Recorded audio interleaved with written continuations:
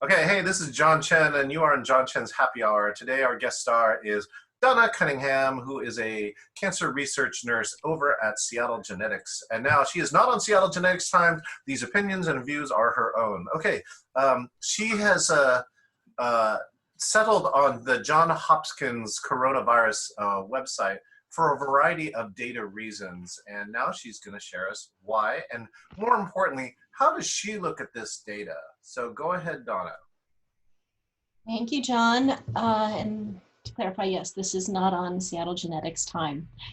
I am looking at this I tried to just look twice a day, in the morning and evening, and checking in on, we now have 1.5 million cases worldwide. And this afternoon, what really startled me is I click on the US, that we have 429. Wow. Yeah, 100,000. But New York City. We're number one. We're number one. USA. Oh, that wasn't where we're going. New York City is 10% of the world population of cases. That happened today. And they are also number 2 in all of the countries, just behind the US. So New York City is that bad. If New York City was a country, which it kind of is, right? You're saying it would be number 2 in the world. It would be number 2 in the world. And we could even take it out of the US population, and US would still be number 1. Yeah. Oh, I see that easily. Yeah. Mm-hmm. So, yeah, that's kind of the very ugly. Now, how confident are you with the reporting that certain countries are doing, like China, that they're actually reporting real numbers? I'm not, but this is the best we've got. This is more time sensitive than what I've seen at the CDC. They update it almost hourly. And so you see over here on the side where no data is available. And within the site, it does tell you this, that whenever no data is available, it means that they're updating that section at that time, so you can't see it. So go back in about 5 minutes and usually you can find it. So we have, let's see, US deaths are at 6,000 and change. New York City alone, come on, now mine's freezing. Okay. No pressure. Only all of them is walking. All of them. So, okay, New York is 6,000. The US, I think, is now 11,000. Come on. Work for me, please. I like to talk to my computer. Sometimes it helps.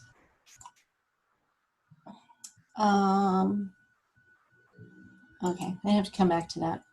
Hit it with a bigger hammer, Donna. Oh, gosh. No, because I want this to work. You like me to drive on my side and let you talk? Okay. There's 14,000 in the US. That's how many deaths we have. Yeah.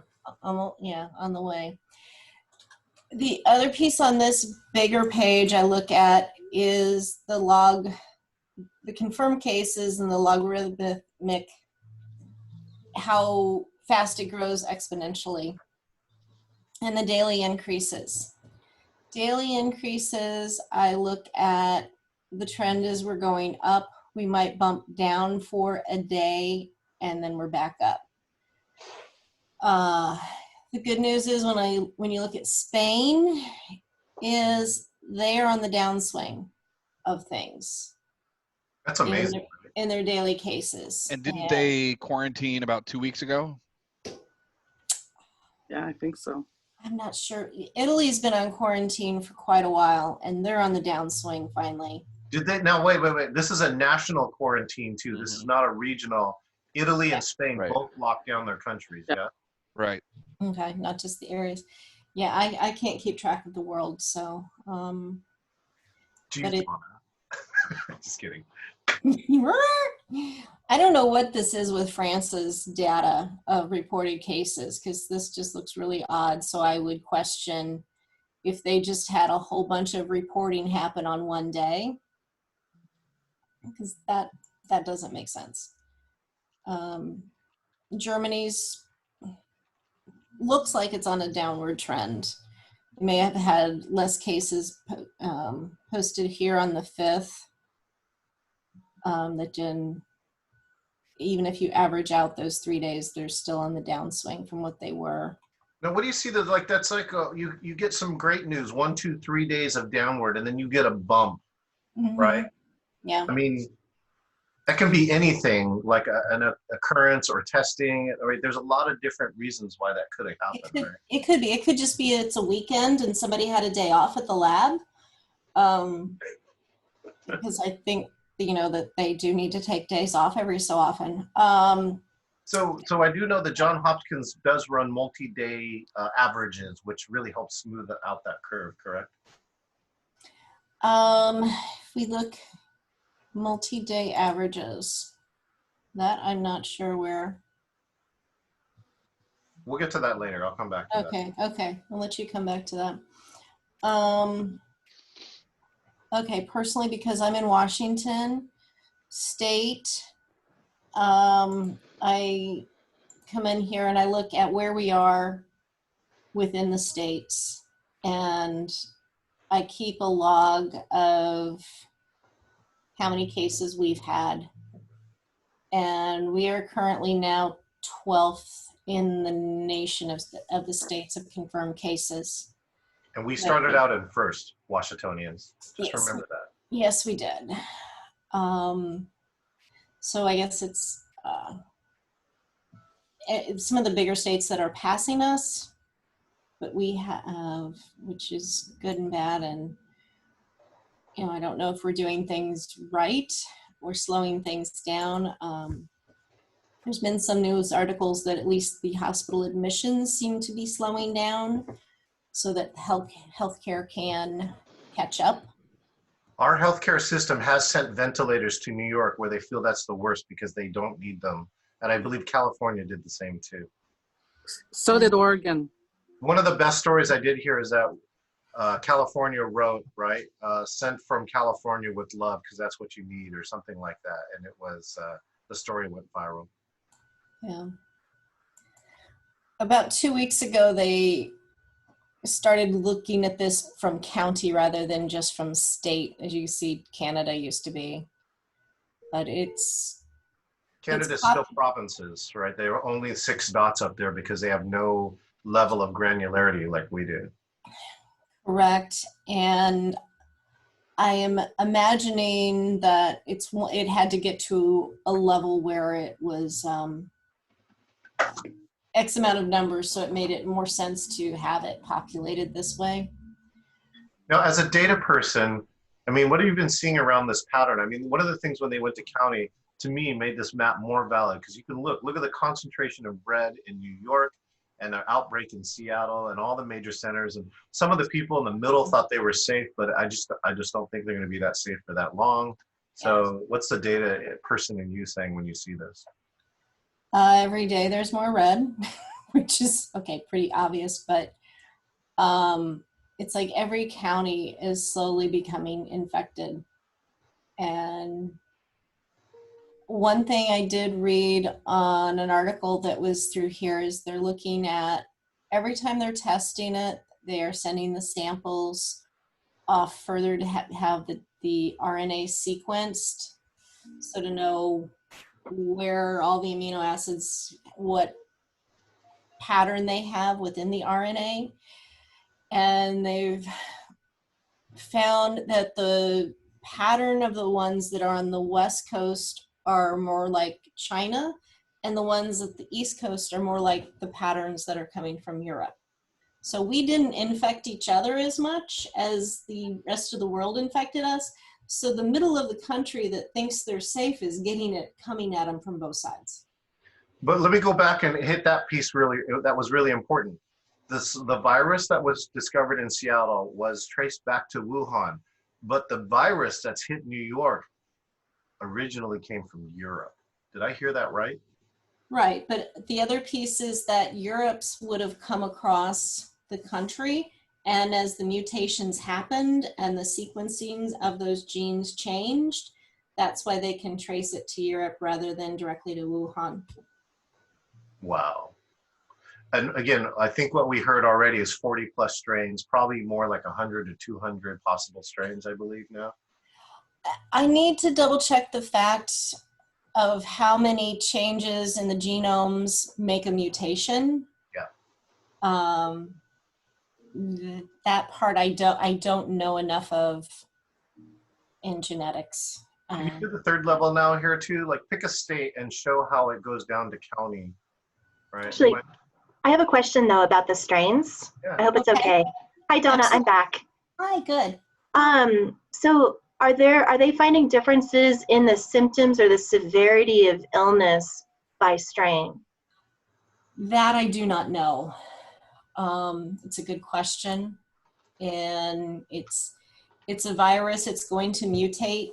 We know this. And it's like the flu has several strands that mutate and go around in the year, and they try to pick the best or the most aggressive flu strains that they can put into one vaccine.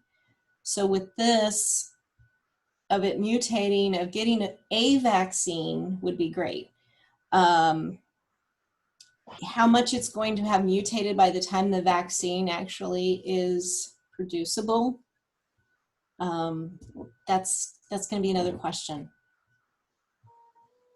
You know, the other thing I'm seeing here is that people just don't like going to Canada. No, that's really not true. It's, it's not true. I mean, look at that. They're just, I mean, they're. Well, they're going to Canada because they're all in Detroit. You can get there really quickly. Right, but the main problem, I mean, obviously some of the bigger cities they're having a little bit, but they're really not seeing that sort of pandemic spread across the country, at least yet.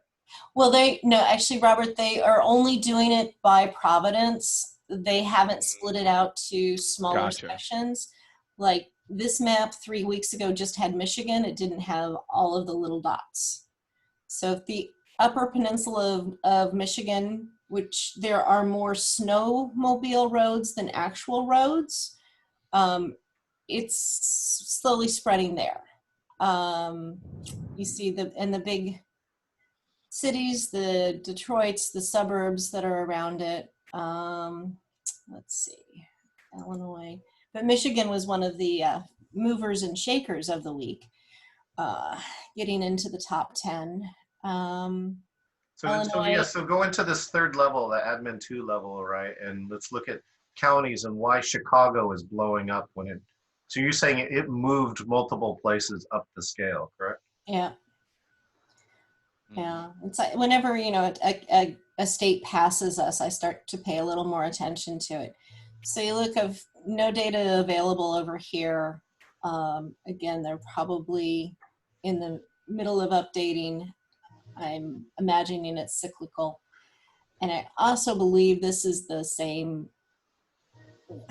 the mapping, the program that we're looking at is what they would use to trace any infectious disease, including like the flu viruses, to know what's going on. But one thing I think I see from the data here is the majority of cases, of course, is one county, which I suspect is Chicago. Yep. Much like New York, right? Manhattan is killing it, and literally, figuratively, I shouldn't say it that way. Yeah.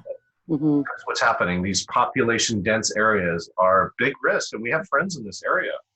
And we have friends who are calling in from this area. One already has been exposed, went on 14-day quarantine, luckily has not tested or did not have so far associate symptoms, but that would be tragic. I'm curious, does anyone on this call not know someone that has been tested positive with COVID?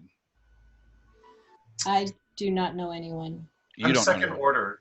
I had a friend who called in and she was distraught, and she said her mother-in-law tested positive before we took our call, and I told her, get off this call and go take care of your mom. I mean, I personally know 6 people who've Wow. tested positive. All Dallas, know- Texas, where yeah. they look? No, New York, Las Vegas, and Dallas. So I know 10 people who have tested positive, more than 10 who have complained of the symptoms and been sick, but did not get tested. Yep. And Sunday night, a friend of mine through Seafair, she lost her father to COVID. Another friend from years ago, she's from the Bronx, and she just flew back to the Bronx to see her dad, who is probably going to die. There was one more. Oh, believe it or not, of all things, my high school, I went to high school here in Seattle, so, still tight-knit group.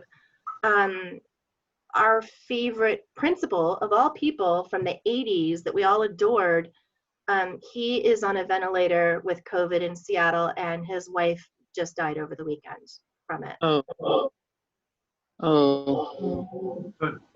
So Donna, do you have anything else to show? I think we've done the 3 admin levels. We've also seen the confirmed, the logarithmic and daily increase, as well as disability. Yeah. What she's showing here is you can tap any county and see the confirmed death recovered in active numbers. As you click on a red dot, it gives you details. Is there anything else you want to show? No, the other piece when I started the beginning of March was this countries and regions was 116. So that seems to keep growing. And they did count the cruise ships as one entity in the countries. Is that how they got to? I thought there were only 183 countries, and then there was like 184 out of 180. No, 100. Yeah, 184 out of 183, making 101%. And we're like, huh? How do you do that? And I think it was the cruise ships. It was the cruise ships, yeah. They got their own counting. But, So I'm going to take over the screen then. Thank you so much, Donna. I'm going to show you this other piece that's hidden inside of this site. If you go here and you go to the data center, this is the new cases. This is what they measure is what we call 5-day moving averages. And this is how you kind of can smooth out that curve, because you get some success and you think you have success, and then people go out and do something and then they screw it all up in the 5 Can you days. zoom in? Oh, yeah, sorry. Thank you so much. There we go. Yeah, what's the orange? So let me go from the bottom. This is China now. And this is kind of confirmed new cases per day, 5-day average. So this is them, quote unquote, flattening the curve. Netherlands, Belgium, Iran, United Kingdom, Italy, Germany, Spain, France. So France had a spike, but is on the down, at least on the 5-day average. And this is the United States, which is showing a dip in its 5-day average. So there is a possibility, but it's amazing. The numbers are so high. So what you can do here is then scroll down, and you can kind of look, and it kind of gives you like stock up market like analysis. So down tells you when the first case, and since then, how many reported cases. So this is Italy and Spain, which Donna highlighted earlier. They said they're on the downward part of the curve. Again, you get downward progress, and they had a bump, and they come back down. So you really want to look for that continued progress. France is up, and I mean, look at this. This is like a 25,000 when their average was more like 4,000 or 5,000. I'm not exactly sure why they had such a one-day spike, but those are the things you want to watch for. Here's the United States, and you can tell like this part here, there was a distinct climb where it was not stopping. It was growing and growing at that exponential race. We are finally getting some down. So 1, 2, 3, 4 days. So the 5-day trend is starting to head down. But again, look, these curves like this can show a temporary down and then a massive spike. So I would not be, if I was in leadership, I would not read this as we're done. Right. Plus, you know, the numbers, again, I saw the numbers literally more than doubled in 7 days. So even when you slow down, right, it's going to double every 10 days or so. And that's what you're looking for, is that slowdown. But until I see something like that, and I see that rate come down to maybe here or so, would I feel more comfortable as a leader in this country. This is the United Kingdom. The United Kingdom is not done. Look at that. It is fact. It's probably like United Kingdom was probably where we were 4, 5, 6 weeks ago. Iran is finally taking control of its curve. So it seems to be on a multi-day down. That's good. Netherlands down. China. So this is China, right? This is the gigantic spike and the lockdown of the country. And again, you can see what happens when they let go of a lockdown. To be honest, I saw some Facebook photos that were frightening for China because people unlocked and let out, and I'll be curious to see if they get another spike. I also have some sources that say that China is underreporting and only letting you see what they want to see, but they also have massive control of what they've been doing. I mean, for God's sakes, they're steam cleaning their streets, and we're not doing that here. So there's a lot going on. Belgium up, Germany down. So there's some up and down trends here. And so, yeah, I thought that was really fascinating. This is in the data center. So you can do things like mortality analysis, new cases, and cumulative cases. So how is the outbreak growing? So anyways, that's a tour of the Johns Hopkins site. And I hope that by seeing somebody who is, again, a data professional, as well as just me, I'm the data geek, seeing it, that it would help you. So I hope you appreciate that.